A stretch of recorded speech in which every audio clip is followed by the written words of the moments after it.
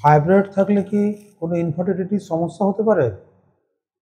Usually আমাদের দেখা গেছে যে বেশিরভাগ ক্ষেত্রে ফাইব্রয়েড অ্যাসিম্পটোমেটিক থাকে এবং আমরা সেটা ইউজুয়ালি রুটিন টেস্টের সময় আমরা জানতে পারি যে ওনার একটা ফাইব্রয়েড আছে বা আপনার একটা ফাইব্রয়েড আছে।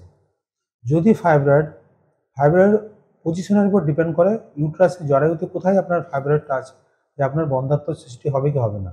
যদি ফাইব্রয়েড আপনার ইউট্রাইন ক্যাভিটি মানে জরায়ুর ভিতরের যে থাকে, যেখানে বাচ্চাটা থাকে তার ভিতরে যদি সাবসেরাস ফাইব্রয়েড থাকে অথবা ইন্ট্রাক্যাভিটারি ফাইব্রয়েড থাকে, তাহলে কিন্তু আপনার রিকারেন্ট অ্যাবর্শন অথবা প্রেগনেন্সি আসতে অসুবিধা হতে পারে।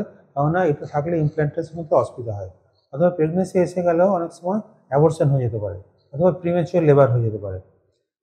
যদি অন্য কোনো জায়গায় ফাইব্রয়েড থাকে, যেমন সাবসেরাস ফাইব্রয়েড থাকলে কিন্তু কোনো বন্ধ্যাত্বের সমস্যার সৃষ্টি ইউজুয়ালি হয় না। যদি আপনার ফাইব্রয়েড ইন্ট্রামিউরাল ফাইব্রয়েড থাকে, যদি ইউট্রাসের মাসকুলার লেয়ারের ভিতরে আপনার ফাইব্রয়েড থাকে, তাহলে কিন্তু যেটা হতে পারে সেটা ফাইব্রয়েড কন্ট্রাকশন হতে পারে। ইউট্রাসের কন্ট্রাকশন হয়ে গিয়ে এই ভিতরে এখানে কন্ট্রাকশন হয়ে গিয়ে বাচ্চাটা কিন্তু বেরিয়ে যেতে পারে। সেক্ষেত্রে প্রিমেচিওর লেবার হয়ে বাচ্চা বেরিয়ে যেতে পারে।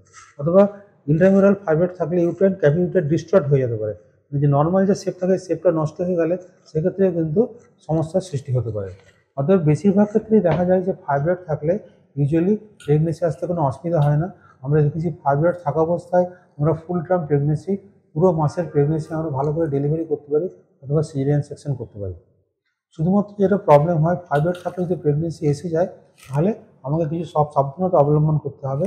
সেই জন্য ফাইব্রয়েড থাকলেই যে আপনার প্রেগনেন্সি আসবে না এরকম কোনো ব্যাপার নেই, কারণ একটা অ্যাসিমটোমেটিক এবং ফাইব্রয়েডটা খুবই একটা কমন টিউমার।